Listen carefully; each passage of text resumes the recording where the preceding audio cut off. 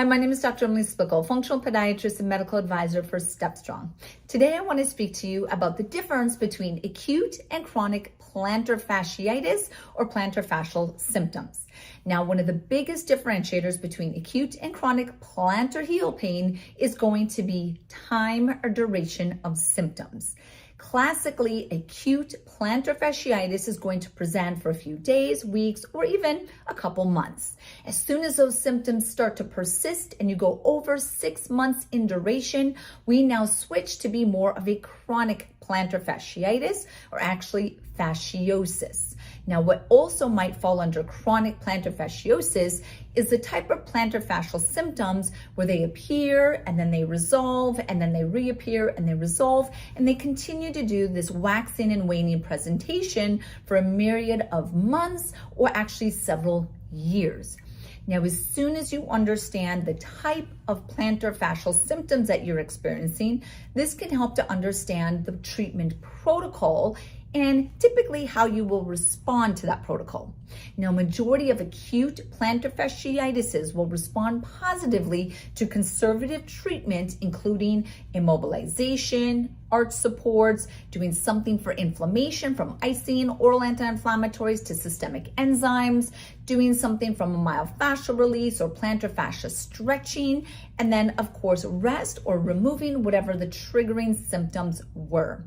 Now, again, a majority of acute plantar fasciitis will respond positively to those conservative treatments. Now, if your plantar fasciitis is not responding to conservative treatment, you actually want to reassess and see if you actually may have chronic plantar fascial symptoms. Now, under chronic plantar fasciitis or fasciosis, what is typically presenting is degeneration, thickening of the tissue, and even possibly a tear.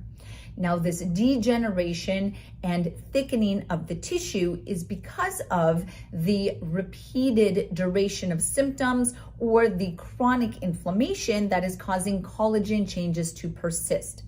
Now, in the case of ruling out chronic plantar fasciosis, I typically will recommend either an MRI or an ultrasound to assess the thickness of the tissue, or again, to rule out any sort of tear.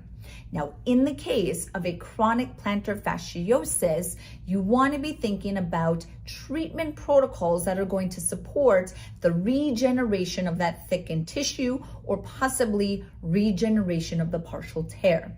This is where you can look at, again, systemic enzymes because of this fibrolytic benefit that they provide, but you could also look at PRP and other regenerative injections. This is where there's also different procedures such as 10X, Topaz, 10Jet, and a lot of these fall under regenerative medicine.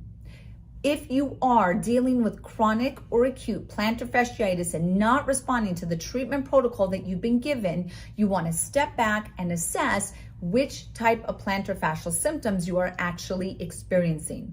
If you are not responding to any of your plantar fascial treatments and you have not had any sort of imaging, I recommend speaking to your local podiatrist to rule out that chronic plantar fasciosis through different types of imaging.